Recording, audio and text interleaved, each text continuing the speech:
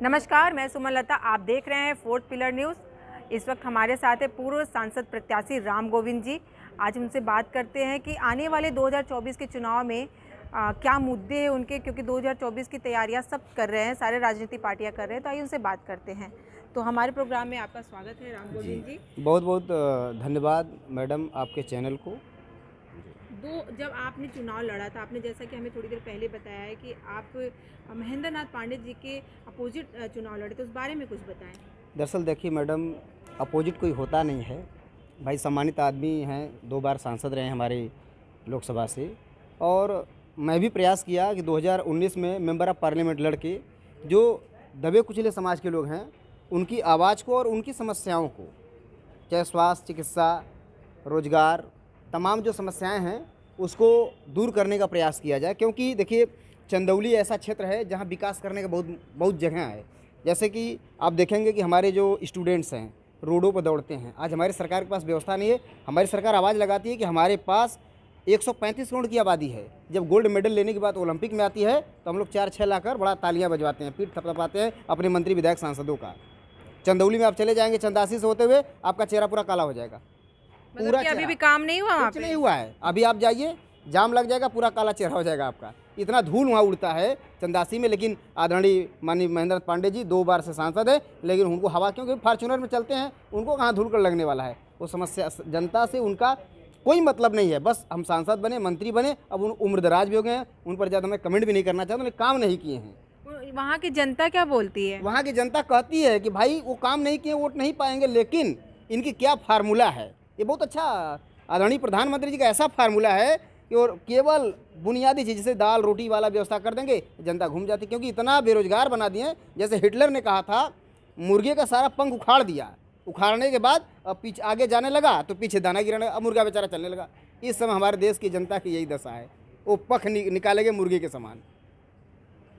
आपने जैसा कि हमें बताया कि जब आपने महेंद्र नाथ पांडे के अपोजिट जब चुनाव लड़ा था तो आपके काफ़ी अच्छे वोट आए थे। आपने टक्कर दी थी, वो भी कांटे की टक्कर दी थी। कांटे की टक्कर में जी, बहुत ही ज़बरदस्त। क्योंकि मेरा संगठन चलता था और मैं निर्दल प्रत्याशी के रूप में चुनाव लड़ने के लिए 3 साल से प्रयास कर रहा था।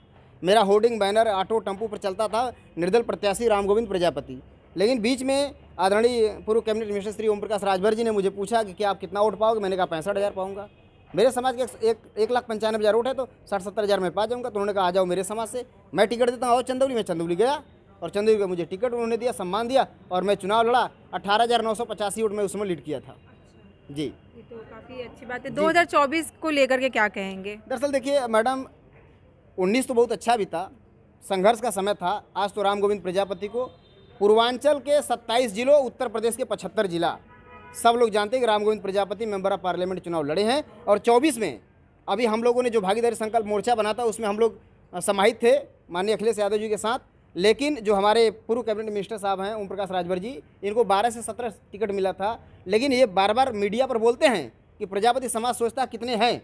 अगर वो कहते हैं अपने आप को, अगर मैं प्रजापति समाज में जन्मता तो इस समय सीएम के दावेदार होता, सीएम की कुर्सी के दावेदार होता। लेकिन इतना उन्होंने दावेदार नहीं समझा कि जब हारने की बात आई तो प्रजापति के बेटे को उतारे थे, और जब जीतने की बात आई तो अपने बेटे को उतार दिए मैदान में श्रीपुर विधानसभा से।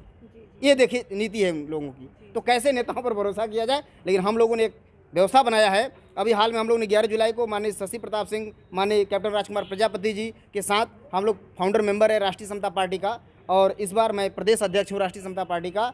और कारमा चल रहा है और आगे बढ़ाया जाएगा। और 24 के चुनाव में अच्छा खासा ढंग से हम लोग परफॉर्मेंस करेंगे। और जो पार्टी हम लोग को सम्मान के साथ लड़ाएगी उसके साथ रहेंगे। या हमारे समाज के मुद्दे पर, जो सर्व समाज के मुद्दे हैं, जैसे मेरा मुद्दा है, पहले मैं आपने मुद्दा पूछा था, तो वो मुद्दा, पहली बात तो प्रजापति समाज को एससी का आरक्षण का दर्जा मिले, 16 जातियों को भी एससी का आरक्षण मिले। और जो हमारे सर्व समाज से जुड़ी समस्याएँ हैं, जैसे अब देख लीजिए बिजली 200 यूनिट फ्री करना चाहिए गरीबों के लिए, कम से कम जो नितांत भोजन पानी में अभाव, उनको बिजली तो फ्री मिलना ही चाहिए। स्वास्थ्य चिकित्सा निःशुल्क होनी चाहिए। बच्चों को पढ़ने की व्यवस्था होनी चाहिए, जो कि संविधान कहता है हमारा मूलभूत अधिकार शिक्षा है। हमारा संविधान कहता है मूलभूत शिक्षा अधिकार है। और 14 साल के नीचे के बच्चों को फैक्ट्री कारखानों में काम करने की इजाज़त नहीं है। आर्टिकल 24(17) जाति छुआछूत के बारे में बोलता है। लेकिन यहाँ सब उल्टा होता है। आदरणीय प्रधानमंत्री जब से 8 साल से आए हैं, जितना इन्होंने कहा सब उल्टा कहा।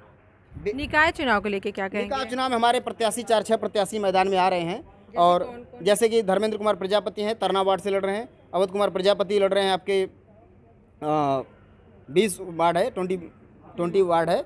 ऐसे कर हमारे 10-12 प्रत्याशी मैदान में आ रहे हैं, समाज से जुड़े हैं और उनको भी कोई पार्टी से टिकट कंफर्म नहीं हुआ है। धर्मेंद्र जी को अपना दल या माननीय अनुप्रिया पटेल जी की पार्टी से टिकट अभी हम लोगों ने दिलवाया, वो लड़ रहे हैं।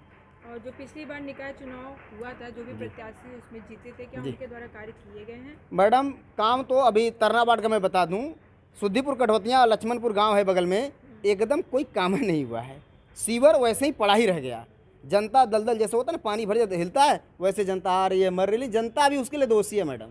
लोग कहते हैं जनता नहीं आवाज़ नहीं उठाती है, वो लालच में आ जाती है, बकरी बकरा मुर्गी मुर्गा के चक्कर में वोट दे देते हैं। तो भोगो, ये वोट कीमती है, आपके बेटे का भविष्य है। तो 500 में बिक रहा है, एक गधा 20,000 का बिकता है, ये आदि मानो 500 में बिक जाते हैं। तो मरो, जनता जनार्दन है, लेकिन ये शैतान का काम कर रही है इस समय। मैं ओपनली बोल रहा हूँ मीडिया पर आपके, ये जनता दोषी है इसके लिए। जनता ऐसे नेताओं को चुनकर विधानसभा में और लोकसभा में भेजती है जो उनको बखिया उखेड़े, उसी मुर्गे की तरफ पंख उगाड़े। ये जनता करती है अपने लिए। अगर सही सच्चे नेता को चुन लो, बनाओ राम गोविंद को, दिखाएं लोकसभा चंदौली को। 5 साल में हरा भरा न बना तो फिर कहिएगा। आप पेशे से डॉक्टर भी है और टीचर भी है। इस बार के निकाय चुनाव के लेकर आपने अपनी बातें तो रख दी, लेकिन होना क्या चाहिए? होना चाहिए जो प्रत्याशी आए जनता जनार्दन के बीच में अगर जाएं, वो मूलभूत समस्या से बात करें और नोट पर वोट न दें। बकरी बकरा मुर्गी मुर्गा के चक्कर में भैया वोट मत दे वजह, नहीं तो वैसे ही बकरा की तरह 5 साल घुमाई, मुर्गा की तरह घुमाएगा। अब घूम रहे हैं लोग 5 किलो के लिए लाइन लगाए हैं। अरे यार 4 घंटा लाइन लगाया, 400 कमा लिया होता अब तक। जो माननीय प्रधानमंत्री जी 5 किलो आटा गेहूं चावल दे रहे हैं, वो 5 घंटा रिया से कमा लेगा। अंगूठा नहीं लगा तो फिर पत्नी गई, बच्चा गया, बच्चे का एक्सीडेंट हो गया, हाथ टूट गया, लगा लिया प्लास्टर, चल 6,000 लगाओ यार 500 के चक्कर में। ये तो मूर्ख बनाया जा रहा है लोगों को। अब मूर्ख बन रही है जनता। अब मोदी जी नाच रहे हैं, खूब सीना फुला रहे हैं कि मैंने ये किया हो गया, कुछ नहीं किया, बेवकूफ़ बना रहा है पूरे देश को। सम्मानित पद पर हैं, इसलिए मैं कह रहा हूँ आदरणीय प्रधानमंत्री जी देश को डुबा रहे हैं।